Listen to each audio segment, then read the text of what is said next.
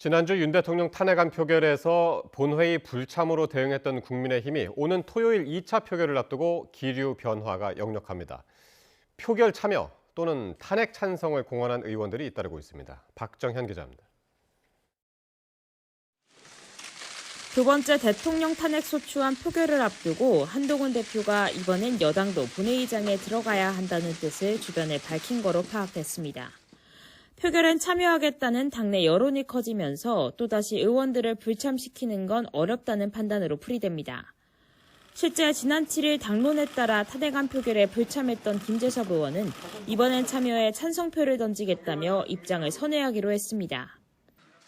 헌법적 공백을 초래하고 민심이 수용하지 않고 대통령의 선의에 기대야 하는 하야 주장은 더 이상 유효하지 않습니다.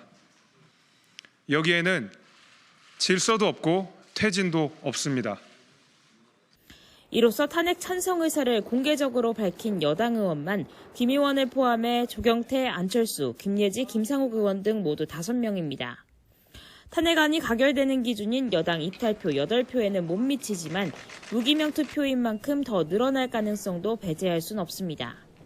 정족수를 채우지 못해 투표 불성립으로 폐기된 지난번 탄핵안 표결 때와는 다른 움직임인데 이 같은 당내 변화가 대통령실 대응과 무관치 않다는 해석도 나옵니다.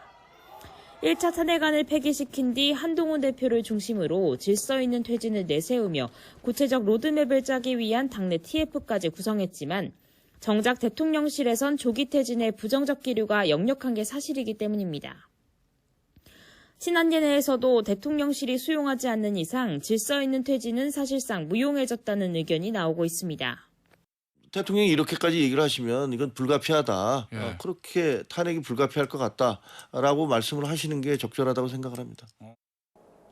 급속하게 악화하고 있는 민심까지 더하면 질서 있는 퇴진으로 국정 혼란을 최소화하겠다는 한동훈 대표 전략에도 차질이 불가피해 보입니다.